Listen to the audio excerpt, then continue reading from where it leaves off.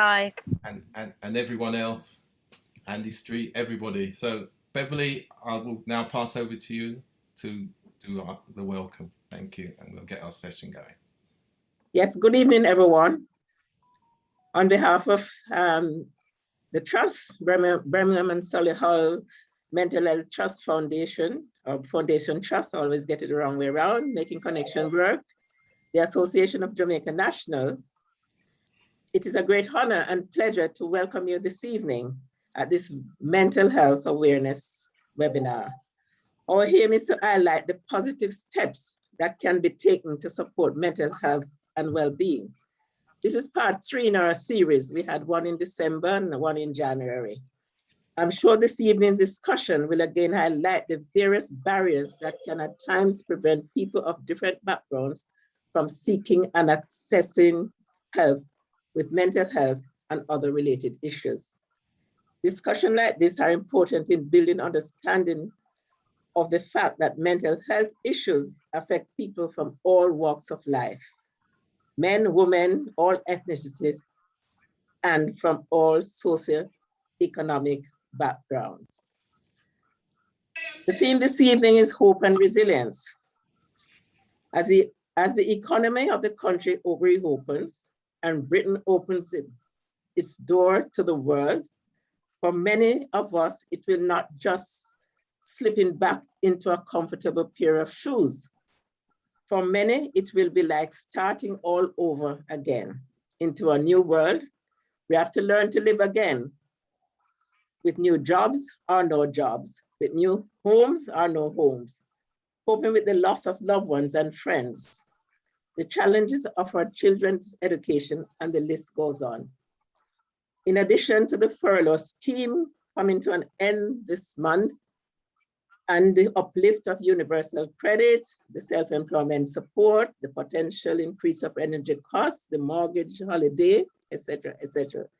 With all this in mind, we made a decision to host this webinar at this time, as I'm sure most of us will be mentally challenged for the foreseeable future, which can lead to all kinds of fallout, suicide, domestic abuse, murders, and the evidence is showing now that the mental health in young people is on the increase. So we are extremely grateful that Andy Street, CBE, Mayor of the West Midlands Combined Authority, despite his busy schedule, is able to join us and address us this evening. You may put your question to Andy in the chat, as he has to leave at 7:30. As that, sorry, I'm sorry.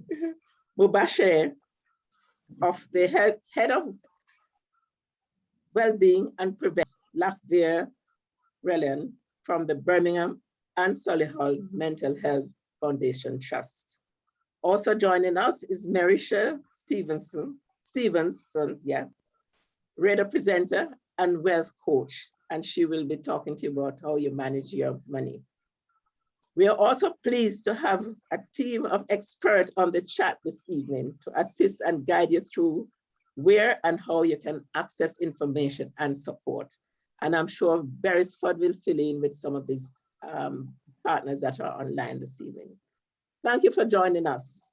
And I will now like to introduce the Mayor and the Street to address you. Thank you. Thank you very much indeed, Beverly. You're not the first person, by the way, to get Mubashir's name as a bit of a tongue twister. So please don't worry. He works for the Combined Authority. I can say that in a cheeky way. And my apologies for the informality. I should say, of course, to Dr. Lindsay, OBE, thank you for hosting this with the Association of Jamaica Nationals, of course, to MCW, and of course the Mental Health Trust. Thank you all for pulling this together. And the theme, hope and resilience, what could be more appropriate as we come through the pandemic, we continue to open up.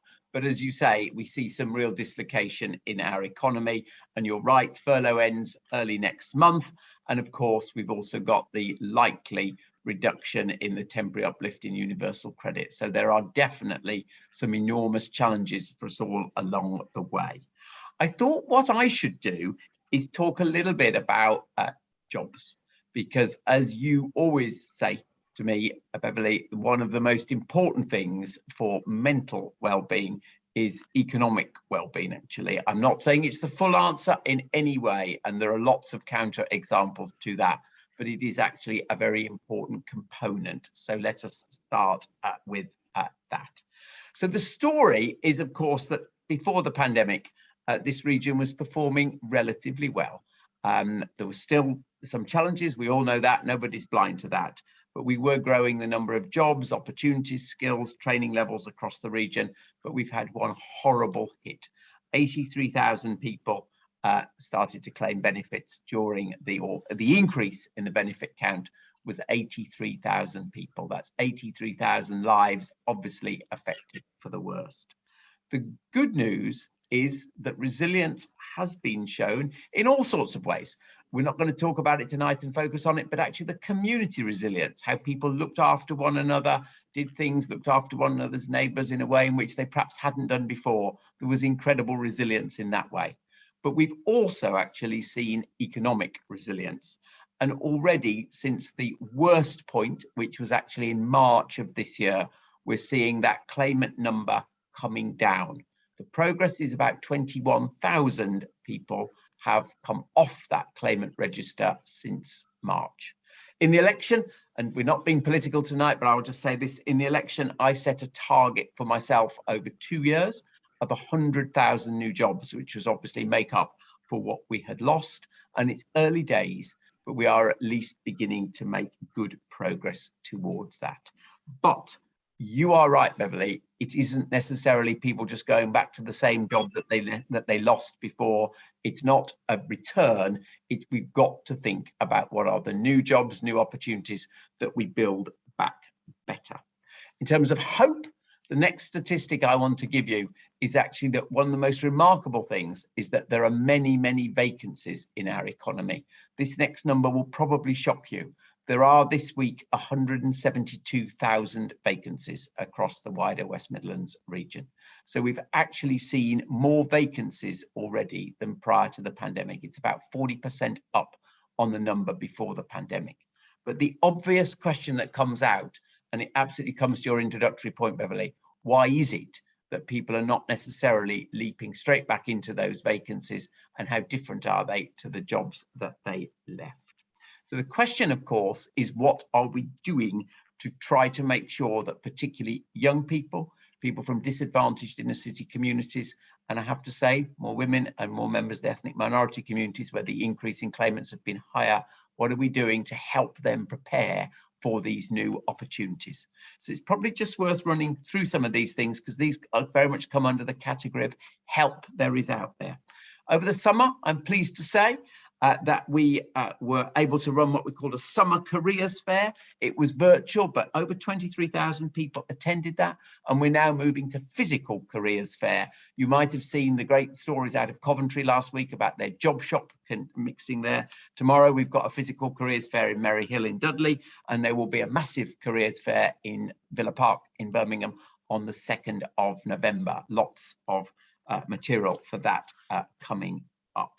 We've also tried to put together a one-stop shop for young people to go and find out all the opportunities there are. We call them our youth hubs. We've opened them everywhere, apart from in Birmingham thus far. And we've also got across the whole region what we call our youth employment platforms. You can go onto the website there, just put in youth employment platform, and you can see everything that is available. And the numbers of people going on that online are really encouraging. Then some specific schemes where there are opportunities right now. The first one is the Kickstarter Scheme. This is government scheme for 16 to 24-year-olds. We've got about 5,000 people into new opportunities there, but there are, as we speak today, about 7,000 live vacancies for people to go into that free for businesses, work experience opportunities for youngsters. And please, again, through your work coaches at the DWP, you can go straight into those now. Also pleased to say that apprenticeship numbers are beginning to tick up. They've been falling down, but we're just beginning to see the recovery there. And of course, our colleges have come together for what we call these sector-based work academies, where there's training in the areas that growing. A lovely example, Wolverhampton training in electric vehicle maintenance, a skill that wasn't even there a couple of years ago as a new program there. And we've got a number of those areas across health, across hospitality, across construction, where there are live retraining schemes available now. And I have to say, some of those retraining schemes, we're focusing particularly on members of the ethnic minority communities or women, where they can sometimes have lesser opportunities. And just to call out, it's a small example, but it's a brilliant example, an organisation I've come to respect, Neo Enterprises, which actually won the Innovation Award at the inaugural Innovation Awards last year, a thing called Black Code Her, particularly digital retraining for women. It's just a wonderful example. So the simple message is there's lots of help out there and lots of opportunities right there. And I honestly think, as much as anything, it's about people being aware of what is really there. And then if we just move to an individual thing that I think shows such hope and opportunity for this region, the Commonwealth Games. Every region around the country has its challenges. We have a unique ray of hope there with the Games.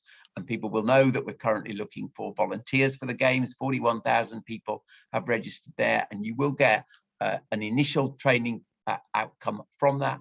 And of course, we're also looking through our Jobs and Skills Academy for the Games that people will be able to learn long-term skills, so event management, for example, advanced areas of hospitality, so you can use the Games to get a qualification that sets you up for life.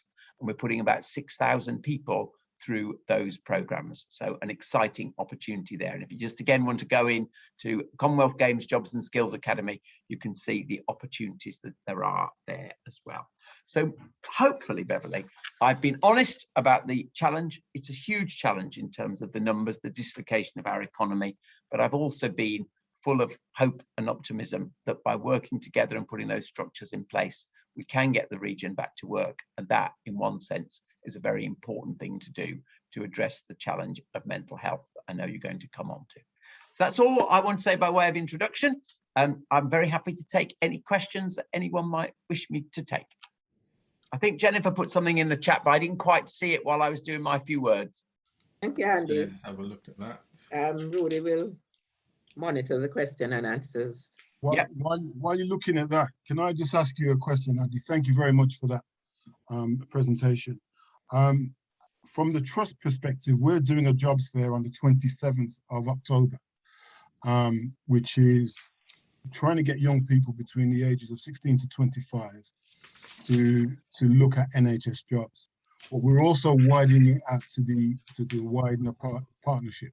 And I just wondered, from the combined authority and yourself, we're going to need some help in terms of employer partners joining us on that day. Yeah. Can we get some direct assistance? Yes, you can. So let's just say a little bit about your sector, actually, because it's a fantastic, it's a piece of hope, this. So this number is about 3 weeks out of date, so please understand that. But we've been looking at the total vacancies across the health and social care sector in the region, and there were 10,500 live vacancies in those sectors when we launched our region-wide plan for skills in the health and social care sector. Some of the obvious areas, the professional qualifications like nursing, where universities are taking on, but also you can join at in other ways and move through the sector and get your different level qualifications. And what we put together was, I think it was 31 providers who were all playing a role in that. And again, if you want to see the detail of that, you can go onto our website and just see what's done there. So I'm really pleased you've called it out, because it is a fast growing area where there are real professional qualifications on offer that you can go in at a low level, then move forward to. But the specific answer to your question, yeah, if you ping me through arrange for Rudy to send it through to me afterwards, I will make sure our team help you with the careers fair, the jobs fair around that, definitely. Fabulous. Thank you very much for that, Andy. Yeah. Thank you. Thanks for that. Also, Jennifer's comment in the box was in terms of jobs for nursing and midwifery. Oh, yeah. And you've kind of answered that. So is the apprenticeship scheme being extended to local NHS organisations? You know. Oh yeah, thank you, Jennifer. Yeah, I should just say one other thing on Jennifer's first question about nursing. We've just been having a conversation with the vice chancellors of the universities, who of course put on the nursing degrees, and they are very keen to expand their provision because they see this is going to grow. So it's fascinating how this works. They see that, and then of course they can actually take more people through their structure. So Birmingham City University, Coventry and Wolverhampton, all trying to do that. So there's really good opportunities there.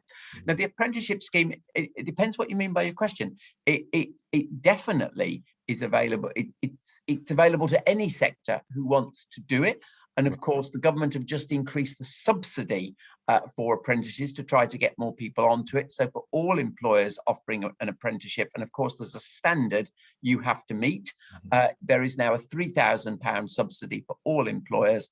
And yes, a lot of apprentices are in the care and health sector. So categorically, yes is the answer. Right. I think we're also touching on a subject that we did previously in terms of, again, the provision is there, but it's the means of communication. And are we utilising those communication channels, particularly for those underserved or underrepresented groups within the different communities? So that still is a challenge, one of communication. So my answer to your question is no, we're not doing it well enough. And it's why I went through some of the things we've tried to put in place, whether it be a physical jobs fair, whether it be the virtual careers thing we did, or whether it is this youth hub. These are very important. 60,000 people have made use of the youth hub so far. That's, you know, really good uptake. It couldn't be simpler. But the answer to your question, Rudy, is we're trying to put some of those structures in place.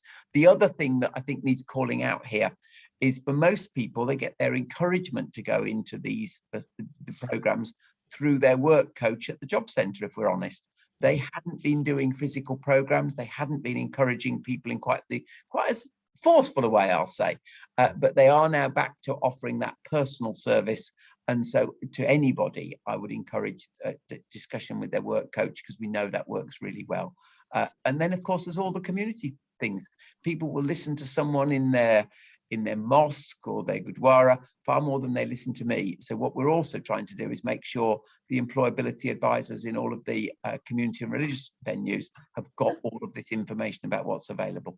Right. So that's our trusted messengers. And I Absolutely. think also if some of the social media assets that are simple with the QR codes, and they're made for WhatsApp groups and the different Facebook groups, and then we're happy to amplify the message as part of what we're doing, because again, it's something that's been working most recently with some of the vaccine confidence activities, and we've again ensured that we've identified the trusted messages, those people from the African and Caribbean communities, the professional groups, through the churches, etc.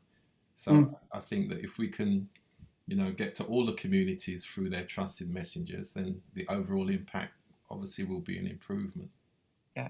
What we also did in the summer, and I probably get a red card for this, because Rudy, you're a young person, so we also tried to use some agencies who spoke more naturally to young groups. The one we used in Birmingham was the organisation called First Class Legacy, which I'm sure you know, based out of Newtown, to actually try to take these messages through, I sound like an old codger saying this, don't I? But through youth structures as well. Yeah. So we really tried to think about that, actually. Yeah. Good. But the amount of jobs that are available across the city that you've mentioned. That was the pardon me interrupting you. That was the region, not the city. I wouldn't want us to think that city only. Yeah, of course. Yeah, across the region. I think it's really important, but it hasn't been flagged up, particularly at least across the African and Caribbean communities as a whole. So Absolutely. We need to find a way to bridge that gap, that communications gap. Yeah. Right, let's see. There's another question from Jennifer in the chat. Question in the chat room. Let's have a look at that now. Oh dear. There. Sorry. Can opportunities possibly be communicated to the CNO Strategic Advisory Group Okay, so we've touched on that. So can some of these opportunities be sent to the various different groups that are within the trust, basically? So that's about being able to link to known individuals. Jennifer, if you want to, pardon me doing this directly, but if you want to just ping your details through Rudy to me, I will make sure my skills team connect with you, because I mean, Rudy's put his finger on it. There is a challenge, of course, about some people who've got to get more skills and qualifications. But for a huge number of people, it's about understanding what is available. And if we can use you to help spread that message, and I'm sure for individuals using the services of your trust, that's a very important thing for you to know. So of course, we'll do that for you. Yeah, because one of the things, recent experience on the vaccine, what we were saying, a mantra came up: the workforce is the community and the community is the workforce. So there is a way to utilize our workforce, our current workforce, to be amplifiers of, you know, the trusted messages, but also it could be for the workforce opportunities, because it's the same families and communities, and we've got to find different means to get the message out. Yeah, correct. That's why I wanted to do this, because you've got your networks. So good. Are there other questions? Any other questions? Are there other questions? Beresford, is there anything that you want to? No, I think Andy's been very clear, and I think certainly with, you know, coming at the end of furlough, I think it's going to be a big issue, and I think he's highlighted the issues and called out the issues very, very clearly. I think it's for us now to connect with him, as he says, and the rest of his workforce and the skills team. Yeah, absolutely. I'll be very honest with you, Beresford. It is very difficult to know, and I don't think anyone in government knows this. We haven't seen an estimate of this as to the impact of the end of furlough.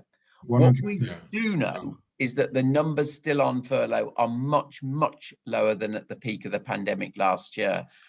So I think we're down to 6% of the workforce, and we were at about 30% of the workforce at the worst.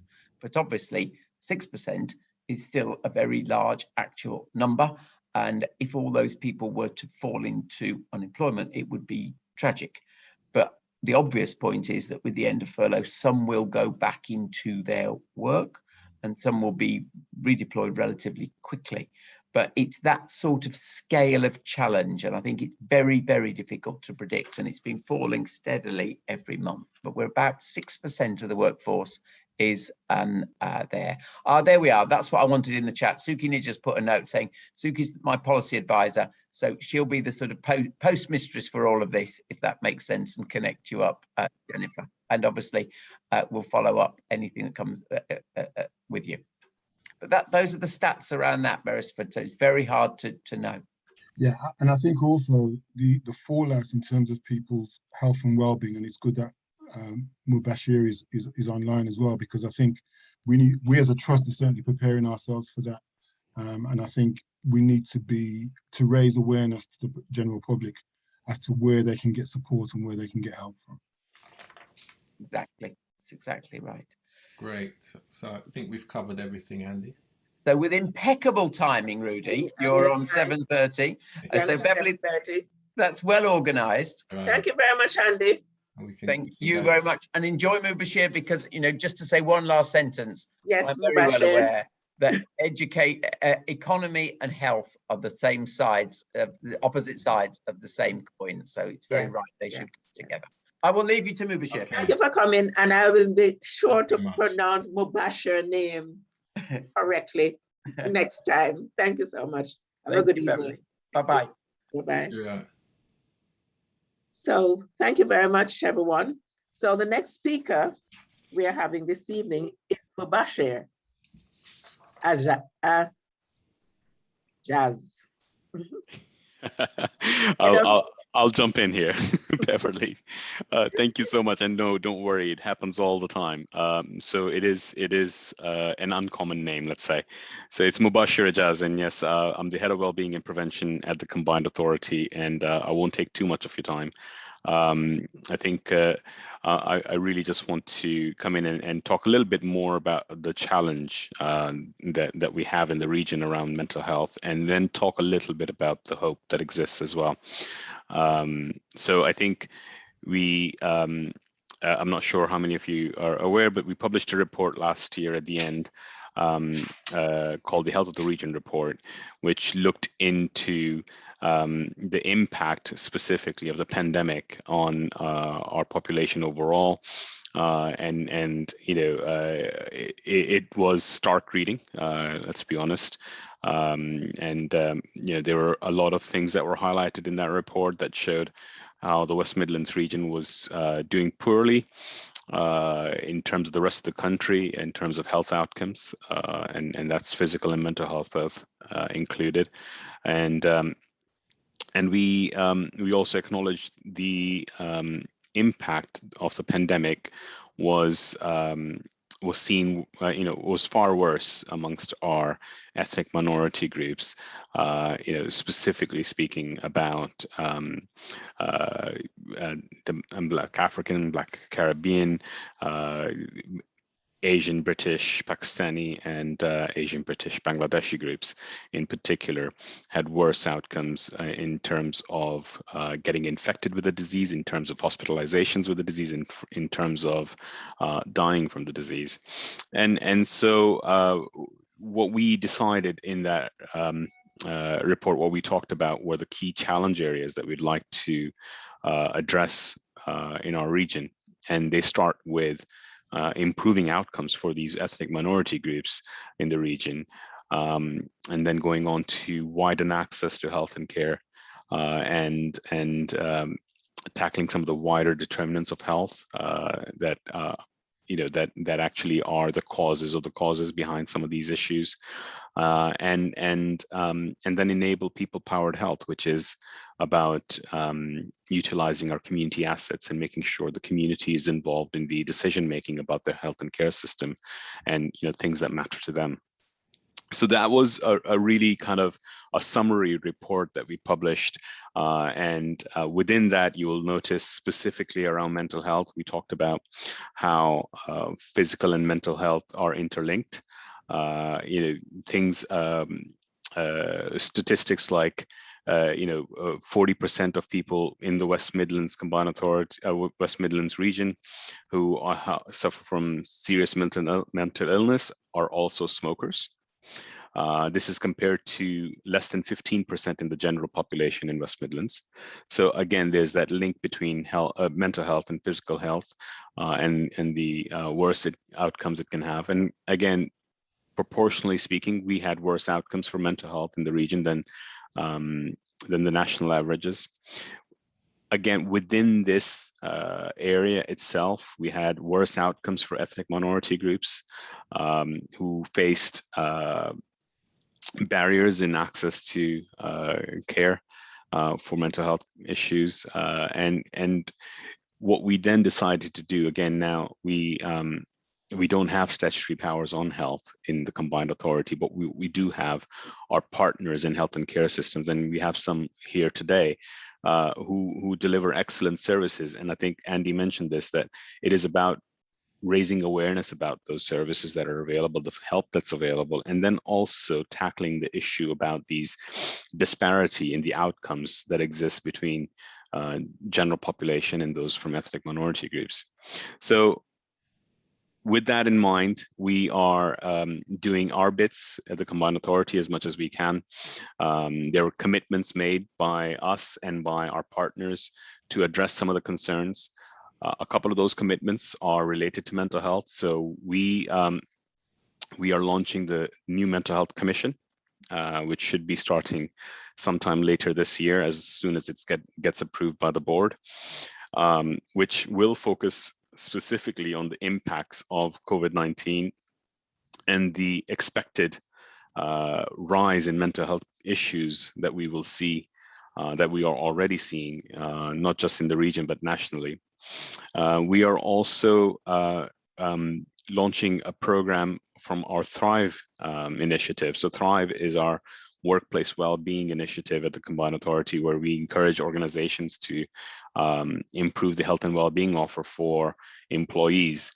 And we are going to launch one specifically targeting improved outcomes for ethnic minority groups. And that is being launched very soon. We have a program called This Is Me, which again is making it easier for employees to access mental health support. It is making it easier for them to be able to talk about mental health issues, not just in the workplace, but everyday life. We are running mental health first aid trainings.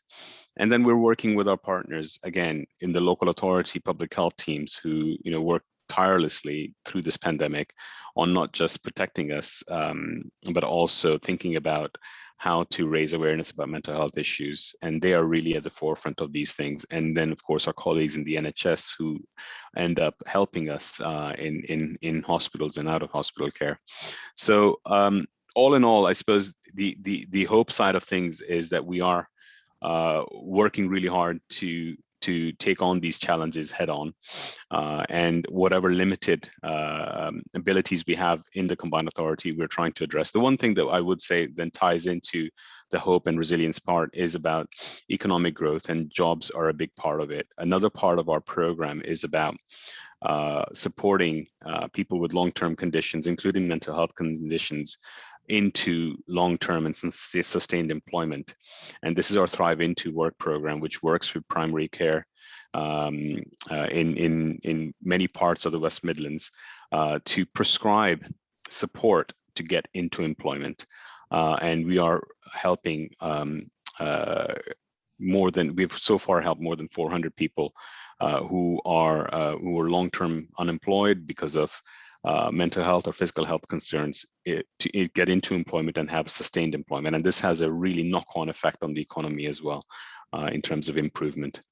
So I think I will end there, and obviously welcome any questions if you have any. I know that was a whirlwind tour of some of the stats on there, but the report is published, and we will be doing a follow-up report on that in the coming months as well. Are you staying until the end? I am here for another 20 minutes. I do have kids to get to, so apologies. I've been away a whole day. Okay, because we're going to take the question and answer. So maybe, Rudy, we could just take the question from Mubashir at this time. Thanks for that, Mubashir. Right, are there any points anybody would like to make? One thing that did... So I think there is a question from Martin about the Midlands Health Inequalities Policy Commission. So I do sit on the commission, and certainly we will be triangulating our efforts with them. And so obviously the efforts that we have in place are currently in the West Midlands, but the Health Inequalities Policy Commission that Martin's referring to is Midlands wide. So we may be linking up with our partners in East Midlands and scaling things where we need to. But yes, absolutely, there is a lot of triangulation going on there, and I sit on the policy commission as a commissioner. Okay, one of the things you touched on earlier, where you said about improving outcomes, so it would suggest that there's going to be some change in terms of the type of interventions within the different population groups if we're going to really tackle some of these inequalities. Is there anything that you can say about that? Because obviously there are some collective challenges, but there are some specific things that different population groups can do, whether they're involved in that part of the service delivery part. Absolutely, and I think the testament to that is our learnings from the pandemic. And again, like I said, we don't necessarily we're not on the service delivery side of things. Colleagues from the trust are far more well placed to speak on that. But what I will say is that we partnered with health and care system leaders across the West Midlands on this.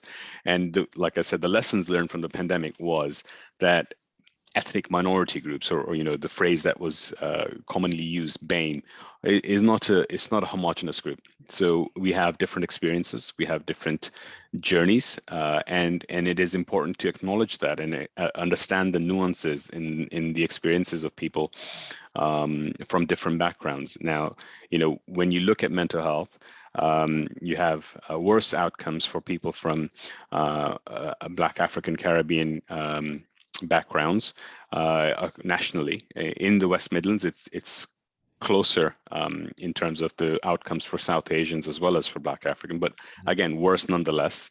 And it is important to understand those things and then work with the community to see what will actually work. And like I said, the lesson from the pandemic was in the vaccine uptake. I think, you know, when we started recognizing it is key to include the community and use the voice of the community to increase the uptake, we were a lot more successful than we were before. And community champions programs across the country are a testament to that. Okay. Beresford's just put something in here. Absolutely, I can share that. Where we can get a copy of that report that you mentioned earlier on. I'll stick that in the chat. Yeah. Okay. Thank you for that. Another one here. How will your team tackle the stigma in the very communities who could benefit most? Michelle Johnson. So I think some of the answer to that lies in the fourth challenge that I defined, which was, you know, enabling people-powered health. And, you know, when you empower communities, it is the sure shot way to address health inequality. There's a sure shot way to actually tackle the stigma that might be faced by those communities. And Nelson, until you understand the experiences and you let them get involved and in the decision making, you're not going to really address it. And so what I said, you know, enabling people-powered health, we are going all out in trying to ensure the community voice is heard in not just the things that we can do within the combined authority, but work with our partners to make sure that we address that at their, you know, in service delivery and service planning. So, you know, just one of the initiatives that we have going on. So on the back of the Health of the Region report, we launched the Health of the Region Roundtable. And this is a group of community leaders who sit on a forum with health and care partners and system leaders, chaired by the mayor, and where we are then following up on some of the 50+ commitments that we made in the report with these partners. And you know, falling short of calling it an accountability board, I would say it is a very next level of engagement where you know, you have a forum with the system leaders where you are equally a part of it and you actually have a voice. And so this has been set up already. We've run 2 or 3 of these roundtables already, and now we're going a bit more independent.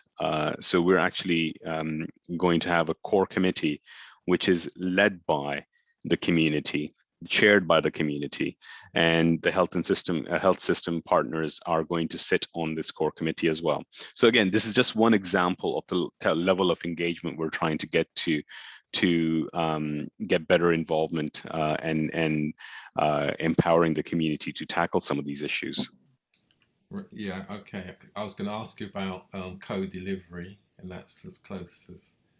What about as the movement towards the integrated care system now? Because obviously there's big changes again on its way in terms of delivery and community partners and things like that. Well, I think that speaks to the hope and resilience side of things. So I think integrated care systems are an excellent opportunity for us to be able to work together. And one of the big failings of a system usually are when we're disjointed and we're not working together and, you know, working in silos and not necessarily learning from each other or scaling up where we need to. And integrated care systems are an excellent opportunity to be able to do that. The mayor and his team and us were working closely with ICS chairs. We are involved in the programs of work that they're running. There's an inequalities board. There's an health inequalities responsibility that's been played on all ICSs. And I know there's some excellent work being done in Birmingham Solihull with Richard Kirby and Salma Yaqub and colleagues. And so we are, again, part of that. We are on the, we liaise with their inequalities board to see where we can influence it. And then at the even more senior level, at the chair level, the mayor in his power as a regional convener brings to, is looking to bring together the ICS chairs. So we're going even beyond just Birmingham Solihull as an ICS. We're going regional in terms of West Midlands and working with partners in the Black Country ICS and Coventry and Warwickshire ICS to work on issues together. Okay, and just one final point, just to add to that, in terms of how will you be able to ensure that the public health and some of that experience, that the public health approach, particularly dealing with African and Caribbean young people, will they be at the table, that voice, that public health voice, that kind of approach? Absolutely. So I think we work really closely with our directors of public health, Justin and Ruth. We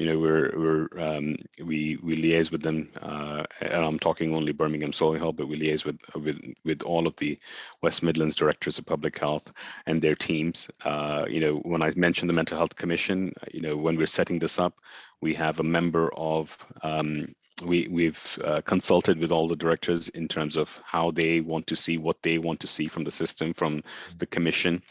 We have again, Director of Public Health representation on the Health of the Region Roundtable that I mentioned, the core committee that I mentioned.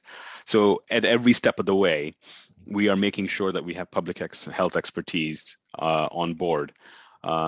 And this is not to say that but it's an added thing as well, the fact that I actually have a background in public health myself. That's where I come from.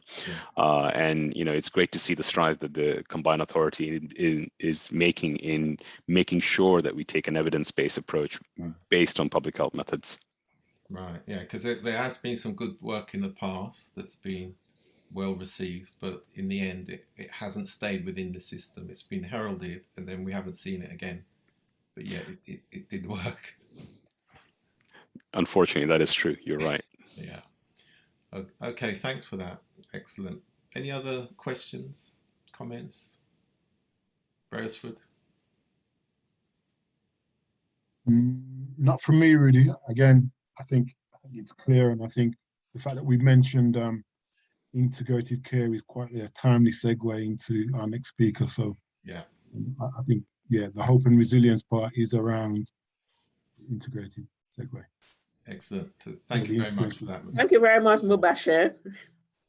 Thank you for having me. Thank you. Up your evening to spend a little time with us. It's a pleasure. And I'm sure we'll have you again at some time in the near future.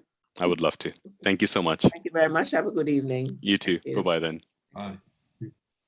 And the next speaker will be Latvia Relan, Head of Community Engagement from Birmingham and Solihull Mental Health Trust. Mental Health Foundation Trust. I always get it the wrong way around. Sorry.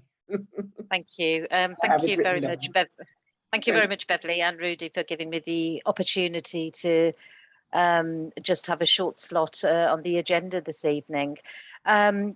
So, as you said, I'm the head of community engagement for Birmingham and Solihull Mental Health Trust. And there was one specific thing I wanted to talk to you about this evening, really, which is something called the Patient Carer Race Equality Framework. But just wanted to follow up on Mubashir's comments about the integrated care system. So for those of you who may not be familiar with the terminology of ICS, basically, policy framework for how it is the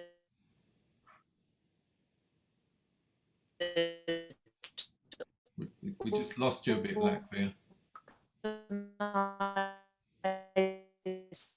Right, where we're losing you. Right. Right. When Latvia comes back, we'll just have a repeat.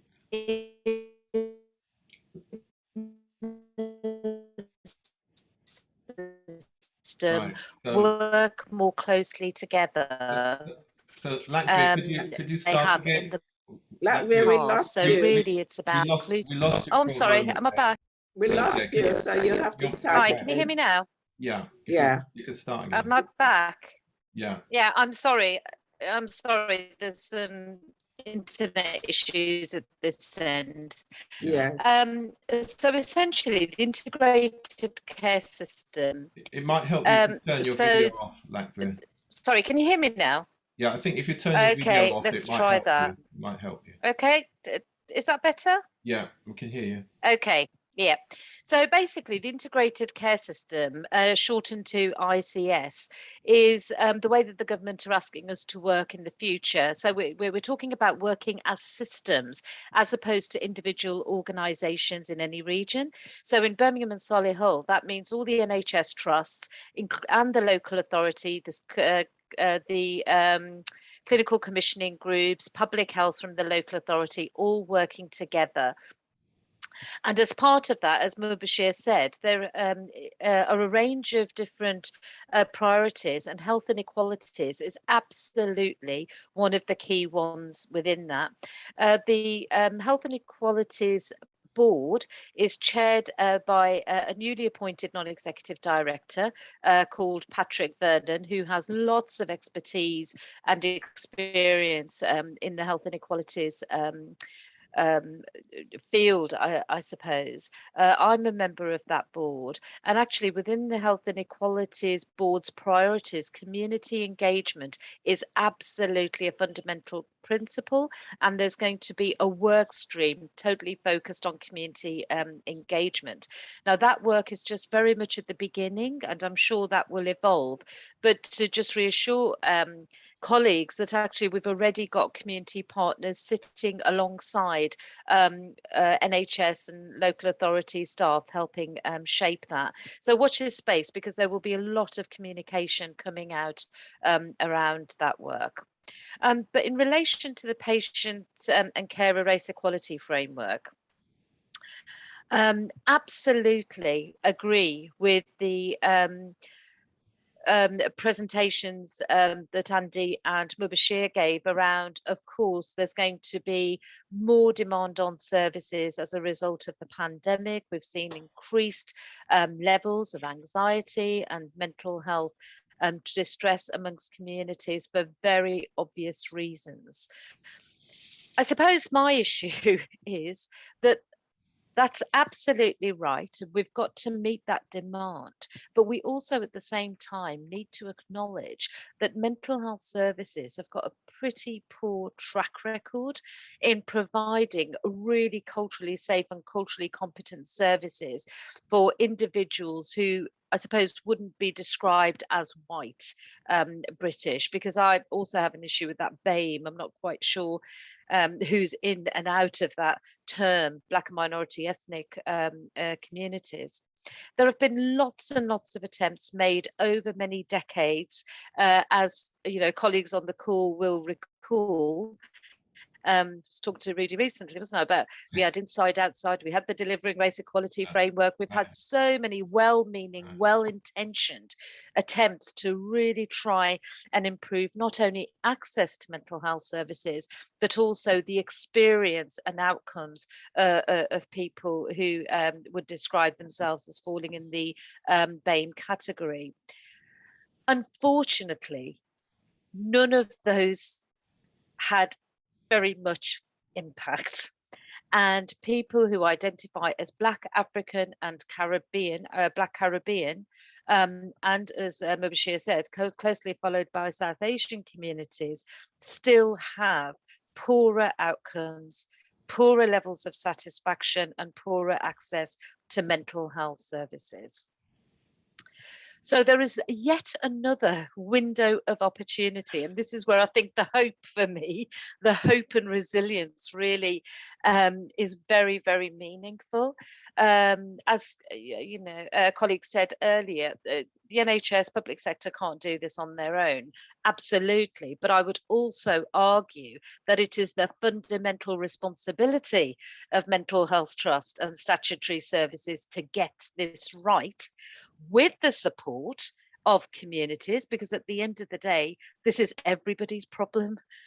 It's everybody's issue, but we really have got to start taking communities seriously, and not only be listening when communities help identify what the issues are, but also support communities to be the architects of the solutions, which is then incumbent on mental health services to implement and deliver. And crucially for me, not only helping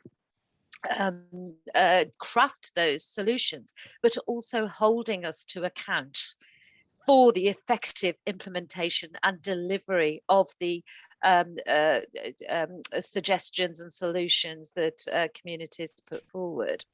So as I said, we've been resilient for many, many years, understanding that mental health services have not always got it right, but we also at the same time understand that we need those services. So it is in everybody's interest to really grasp this opportunity again to improve access, experience and outcomes. So as I said, the PCREF, the Patient Care Race Equality Framework. So this was a recommendation that came out of the review of the Mental Health Act. And nationally, NHS England identified 4 pilot trusts to really support them in developing the Patient Care Race Equality Framework. The national group is chaired by somebody that colleagues may well know, Councillor Jackie Dyer. So she's the Mental Health Inequalities Advisor to NHS England. Fabulous woman, really, really passionate, and has lots of experience, not only personal but also professional in this field. So we are one of the pilot trusts in Birmingham and Solihull, alongside South London and Maudsley, East London and Greater Manchester. And the first phase of the work that we've been asked to do is really engage with stakeholders, but most importantly, users, carers, community members, faith organisations, our own staff, colleagues working across different sectors, to really help us identify what the core competencies should be that we focus on as an organisation. What are the key things that we should be focusing on that would help us to really try and get some traction on this very difficult issues of mental health inequalities. And to support us with doing that, NHS England produced a national survey questionnaire, which is available online. And we also have hard copy questionnaires available as well. And for me,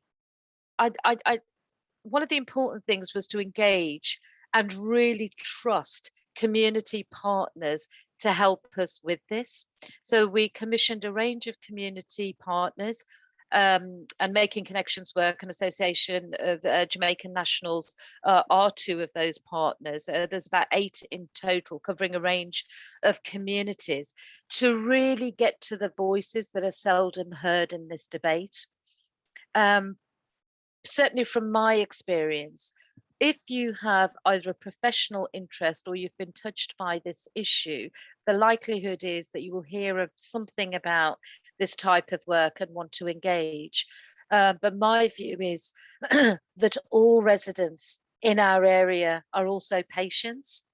And actually, any one of our staff could become one of our service users, and any one of our service users could become a member of our staff, and anybody in our community may well at some point need secondary care mental health services if their mental distress is, is so heightened that they really need that sort of clinical support. So this was really a plea to help us engage in this debate. We started the engagement exercise at the beginning of June. And initially we thought from June till the end of August, and it's quite clear that that isn't enough time. So we're extending that now until October the 10th. We really want the conversations. If people are happy to fill in the online questionnaire, great, but I have to be honest with you, and Rudy and Beverly and Rosa and myself, we've all had this debate. It's not the most user friendly. If you've got 20-25 minutes and